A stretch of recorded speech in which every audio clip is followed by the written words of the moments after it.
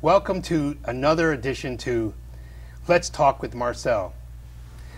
You know, sometimes when I get a guest that starts to really blow your mind, it's a guest that is so amazing, so multidimensional, that you start to say, wow, does that come out of Connecticut? And this next guest, a wonderful woman, is the reigning Mrs. Connecticut 2018. I can't wait till you get to meet her. Please welcome Mrs. Teresa Nkuzi, 2018 Mrs. Connecticut. Teresa, let's talk. How are you?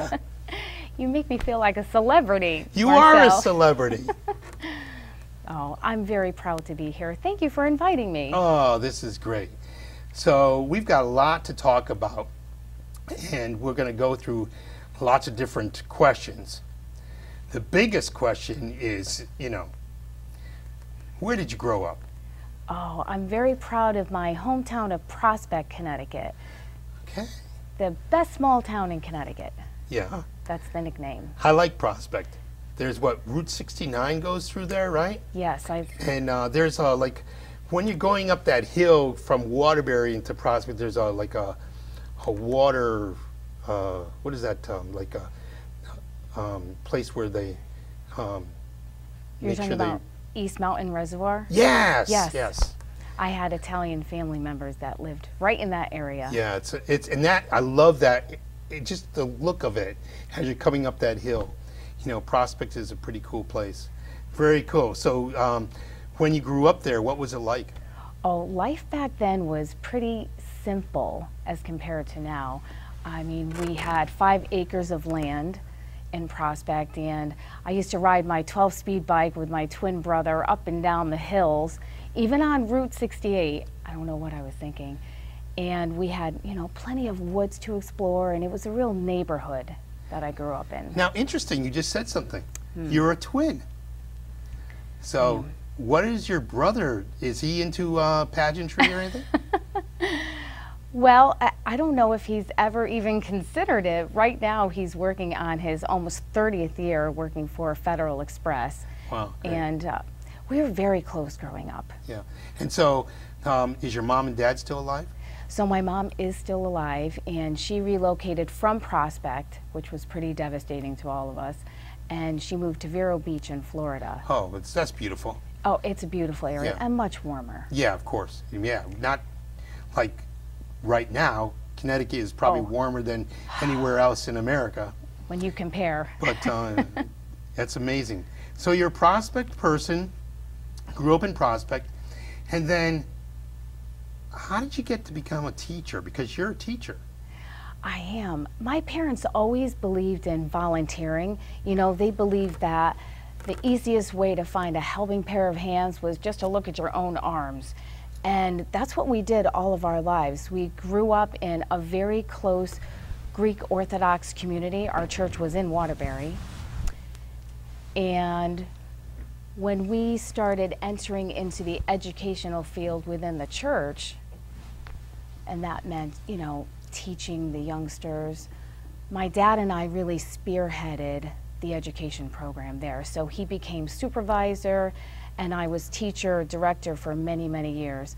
So after experiencing a certain skill set that I happen to have to be able to teach children, I decided to turn it into a career. And it worked for me. Wow. So even like before getting like certified as a teacher, you were teaching younger kids because your dad was involved in this whole volunteer thing? Yes, my dad and my mom. So what better role models? And the children love it. I love it. And it's great to be very educated and knowledgeable about your church. And then when I had the opportunity to explore education in college and then learn how to teach basic skills, I wouldn't say it was, the teaching bug that bit me. It was more of a crocodile. Well, it really took hold. that is really cool. So you got sort of your basic training from religious education. That's it. Getting all the kids involved and then getting that feel. I think that's something, wouldn't you think that would be something that if someone wants to become an educator, that might be something to do? Give it a try, because, you know, there's no judgment, and churches really appreciate anybody who really just shows up. But anybody who has talents, you know, to teach others about facts and teach others about religion or, you know, sort of philosophies, is more than welcome in churches. Wow. Well, that's really cool. So you are multidimensional. You know, I read some of your bio and, you know, what you've done. You teach in Woodbridge. I've been there for a while. And you've been teaching in Woodbridge for how many years now? Going on 22 years. 22. There. And what type of teacher are you?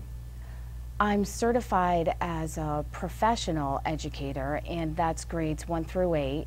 And I began in grade 3 and then shifted to grade 2 for many, many years. And along the way, I gained a certification as a reading specialist. Wow. So I had the reading specialist certification for a while, but there were no positions open.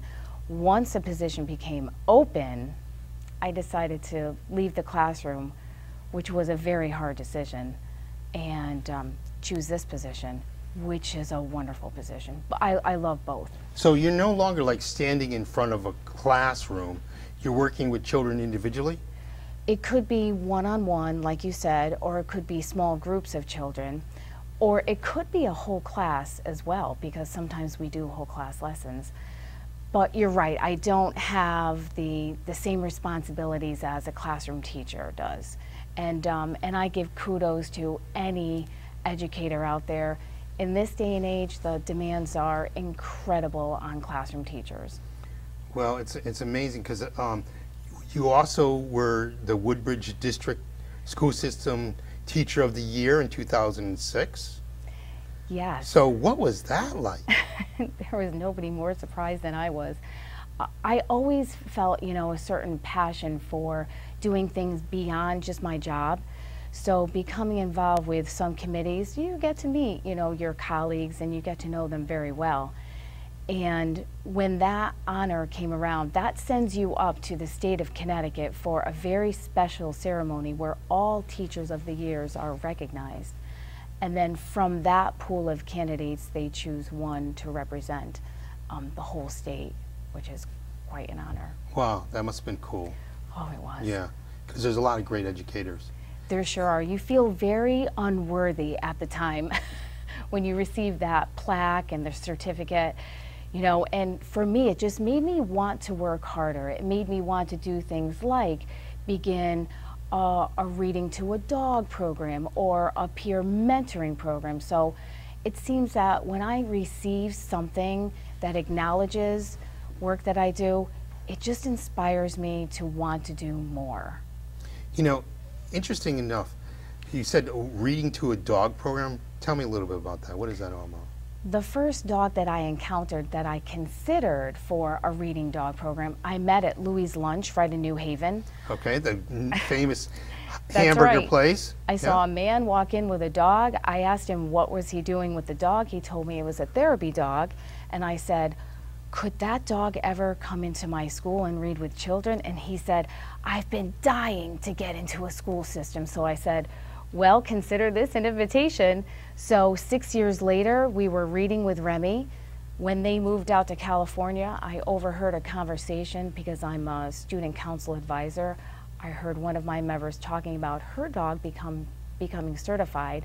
So I asked her if her family would be willing to bring in their dog.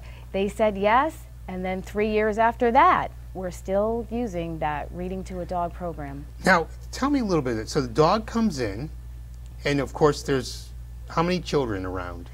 Depends on the group. I really don't want to overwhelm the dog, so there could be up to 5 or 6. Okay, and then so the dog sits there, yes, you know, next to his handler, right? Right, and then you start to read while the dog is there. Now, do the kids like get to pet the dog while you're reading, or how does that all work? There's a little training involved, so I tell the children, you need to pick out a few books. So it's actually the children reading to the dog. Oh, their children read to the dog. Oh, yes, yes, yes. So anytime they can get a chance to, you know, practice their fluency, practice their sight words, oh, it's perfect with a dog, because a dog doesn't give any comment. A dog will just lick you and accept, you know, however you're reading. But I train the students, pick out a few books. You can even choose books about cats. Mm-hmm. The dog won't mind that. And read it beforehand. So when the dog is there, the children will circle around. I'll introduce the owner and the dog to them, and they'll have a chance to pet the dog. This current dog that we're working with, her name is Annie. So they'll spend some time with Annie, petting her, and then I'll say, okay, you know, you can take out your books. And we don't read one at a time. Children are reading simultaneously with each other.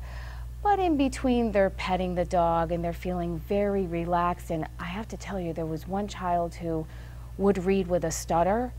And when he read with Annie, his fluency was on point. So relaxed. So it's really magical. Wow, it sounds read with a magical. dog. The one thing about dogs, I wish more people were like dogs, because dogs do not criticize or talk. They listen.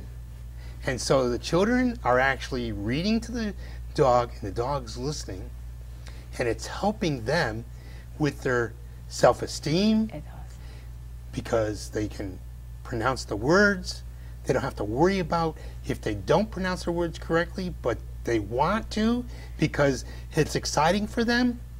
I think this is a great program. And what's that program called? Reading with Annie. Okay, is it's what Reading with Annie. It's reading with But Annie. but you called it Canine Reading Program? So it is a canine reading Now, program. is this a national thing, or just something you came up with? I'm pretty sure there are nationally recognized programs out there with curriculum to follow, but this is more informal. Okay. And the kids are so motivated that once they read with Annie, they want to pick out a book and read again. And hopefully there is no criticizing, like you were saying, going on in terms of, you know, if kids are mispronouncing words with adults. You know, I think our approach to how children are reading is more strategic now than it's ever been. We're complimenting students on using strategies. We're complimenting their remembering of a story so that they could retell it. It's more positive than ever. So That's very encouraging and wonderful. I mean, so I know that literacy is part of your action plan. Is that what it's called? With Mrs. America and Miss Connecticut? Or is it just for Miss America? Because now I want to find out about Mrs. Connecticut 2018, which you are the reigning Mrs. Connecticut 2018. So you just got crowned. So what does this crown look like? You have it here? well, I actually have it right here. Let me see. What does that like? So the winning of the crown and the sash that goes along with it carries for me a lot of responsibility, and it's really the responsibility of service. So I knew that if I were lucky enough to be crowned, and that was based on an interview process, on paperwork, it was based on an evening gown, it was based on on-stage question and a swimsuit portion. I knew that once I would, if I could receive this crown, I would just hit the ground running with continuing with my service to the community, because I'm very, very involved with many organizations that I worked on prior to Mrs. Connecticut. Okay. And I've kept up with those connections for Mrs. Connecticut, and some have a literacy connection and some do not. And I'll be using all of that, all of those networking and relationships and experiences, and taking them out to Las Vegas for Mrs. America. Right. So Las Vegas, the end of August, Mrs. America 2018. So I guess the word I was looking for was platform. So Is literacy your platform? Literacy is my platform. Okay. It's not only what I do for a living, but it's also a passion. I am that person that will sit at a restaurant and create a 16-page paper napkin, tutorial for a mom who's very worried about her child's reading. I do literacy, I practice literacy beyond just my job because I love it. So what are some of the other groups that you, or groups that you've been involved with, or different platforms, I guess? Habitat for Humanity is one that I'm involved with, and they have exciting events coming up, and when I attend their groundbreaking ceremonies or their dedication ceremonies, it is so moving because you have, again, volunteers who are actually building homes for people to live and make a life out of. It's canine first responders that I'm also very connected with. I have them as guests coming into my school so that children can learn about how canines help people like police officers and firemen and women to de-escalate from a very stressful situation. There are organizations like that out there. So I was able to connect with canine first responders. And the Make-A-Wish Foundation I'm involved with. Reach Out and Read is another organization that I'm newly involved with since Mrs. Connecticut. And these are all very highly educated, wonderful people who are doing significant work in the areas of literacy or in the areas of humanity. Fabulous. That is really amazing. So now that you're Mrs. Connecticut 2018, do you have any future goals of what you want to do? Well, one of the goals is to make sure that I keep my husband very happy, because I can honestly say without his support, I could really do nothing. I really need him for every step of the way. He's a partner. He's someone that I absolutely rely on through all of the events that have been going on, and he helps me make future decisions. My future going forward is just to continue with my service to the community in any way that I can help promote literacy or help promote volunteerism. That's my goal. Well, interesting you say that, because the key to literacy is reading. But there's a new definition to literacy. The ability to use language, numbers, images, computers, and other basic means to understand communication, to communicate, to gain useful knowledge, solve mathematical problems, and to use the dominant symbol systems. Can you tell me, how can this generation struggle with all the different types of imagery, symbols, languages, cultures with literacy today? What's really important is for parents to understand that by the age of 3, a child really needs so much exposure to vocabulary. And without that exposure, it really sort of impacts success in school. It impacts building foundational skills. So the program that I'm involved with, I think I mentioned it, the Reach Out and Read, they provide books for parents at a pediatrician's office, starting from the age of 6 months all the way up into 6 years old. And it's that exposure to one-on-one reading, side-by-side reading, that is so very important for children. Children need exposure to language. They need to hear words. They need to see words over and over again. Because 1 out of 4 children within the United States could grow up to be functionally illiterate. And that was another reason why I pursued literacy as a platform. it's really important for parents to be involved with their children from an early age. And when I'm at school and we're talking to the new kindergarten parents that are coming in for the first time, we really stress how important it is to read books and to play number games, because like you said, literacy and numeracy are linked together. There is no way you can solve a mathematical problem if you can't read. And that we find from first grade going all the way up the years, all the way into high school. You really need a good foundation in reading to be able to problem solve. Well, I like this, where you're going with this, especially providing books to parents. But many parents can't read. More than half of the Americans in the United States do not have enough ability to read to actually understand their own health care information. Do you know that it costs America over $230 billion a year in healthcare costs because patients cannot read their healthcare information? So what can be done to help parents learn to read? If they can't read, how can they teach their children how to read? There's adult education classes. There are volunteers who will work with adults. You know, I mean, adults have to take responsibility too. I know, I saw that same statistics. I mean, over $200 billion in healthcare costs, which is astronomical.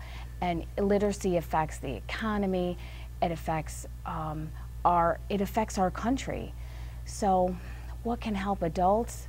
They have to be aware, and then they have to be open to learning the language. Do you think literacy is a human right? Oh, I believe it is. I mean, if you have a basic understanding of your native language, then all of your decisions will be beneficial for you and your family and your country.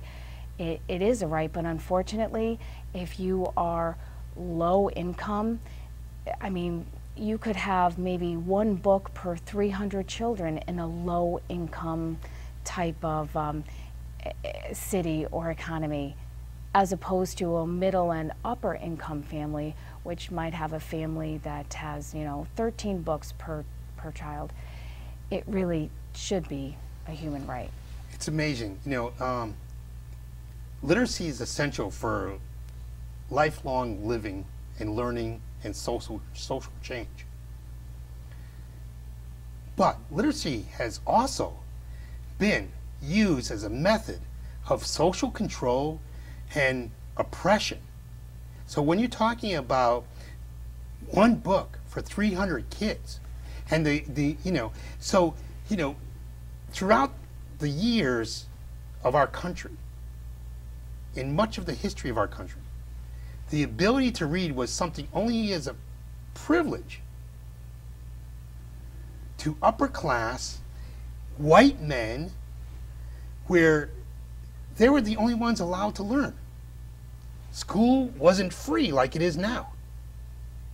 You're lucky as a teacher to provide education from tax dollars and the public school system.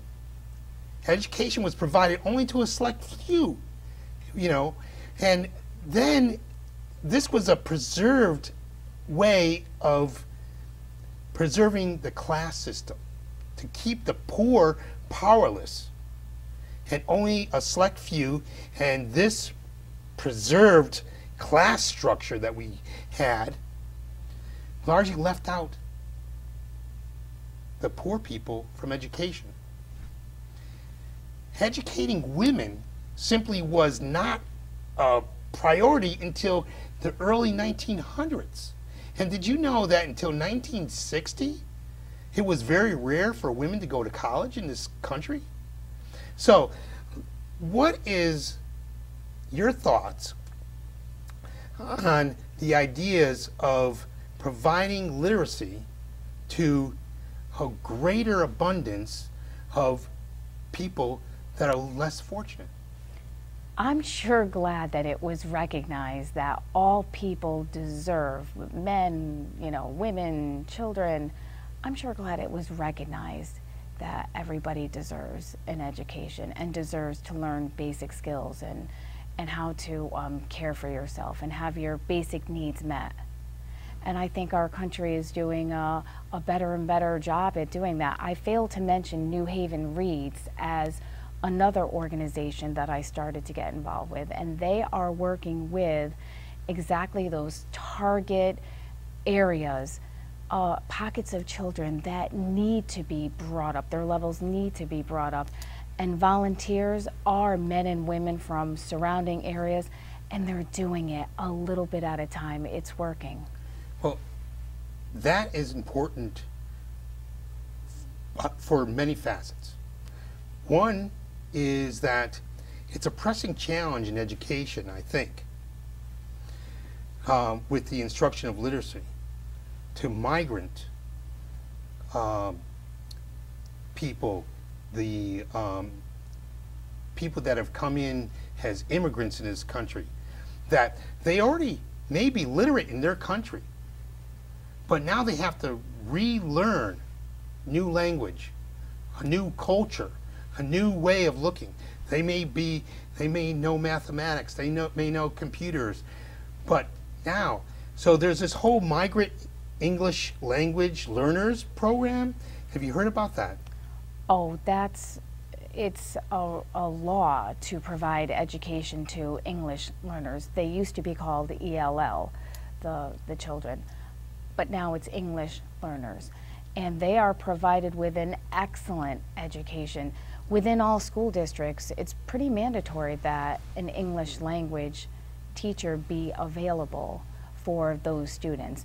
And these are highly, highly trained professionals who go through a rigorous education in order to become certified as EL teachers. And there's a nationwide test that's given to these students to determine what level of proficiency they have. And again, it's taught by very highly skilled teachers. Well, as a teacher, what do you hope your students see and learn from your accomplishments? I hope they remain curious, because that was something that led me to all of what I've been doing really in my life, I guess, but especially for the Mrs. Connecticut America. Just stay curious, always be thinking, what if? What if I chose science as a career? Or what if I devoted my life to protecting animals? Or what if I did use math to create an invention? That's what I hope they leave with. I hope they're inspired to always be curious, just like I am. That is amazing. Curiosity has created some amazing things. The man on the moon. Mathematics to get the man on the moon, to develop the computer, and all those accomplishments that others have had, all comes from dreaming and curiosity. So I think that's a really great point. What can you tell others that want to follow in your footsteps? Like, if they want to become Mrs. Connecticut or Miss Connecticut or anything like that, or even a teacher or a mom, because you're a mom of two children, which is amazing. They are people. And so what would you tell others, that want to follow in your footsteps? Again, it comes down to those two words, why not or what if. Just give it a try, be positive. And I think, if more people were positive than negative, I think, there could be many more accomplishments that people have, but people hold themselves back. And I was almost, not going to pursue this, and then then again, with the support of my husband and my family, I thought, okay, I'll give this a try.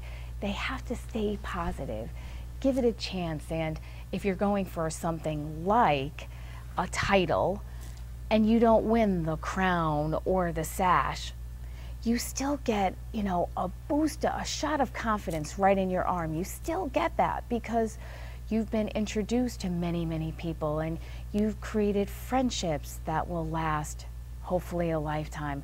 You will gain more confidence. So give it a try, whether it's teaching or becoming a scientist or chasing after a pageant. Just try it and stay positive. Well, what was the turning point in your life that gave you that confidence to do that? You know, that one moment that just said, oh, you know, like, why did you come up with taking on the responsibility of becoming Mrs. Connecticut 2018? I mean, was there a turning point in your life? I've always been, again, very appreciative of opportunities. And opportunities had just been coming my way for so long. And then two women, very accomplished women, approached my husband and myself and, you know, proposed this opportunity. And again, I was very curious about it. And I thought, if I don't do something like this now, that would give me the opportunity to talk about literacy, to talk about humanity. If I don't take this now, I'll never know if it's something that, you know, I could be successful in doing. Well, Teresa Nacuzzi, you are an amazing, multifaceted woman. You are a mentor, a teacher. You have been an inspiration to me because this whole platform of literacy and volunteerism and all the things that you've done to accomplish where you are today and where you are going to go, because I see the universe through your eyes. It's beautiful. It is amazing. So I just wanted to let everybody know out there that you too can take on this part of your life by just taking one curious moment. Just take that one time and say, why not? Why can't I do that? And you should do it. Strive for it. Make that effort. Teresa Nacuzzi, thank you so much for being a guest here on Let's Talk, and thank you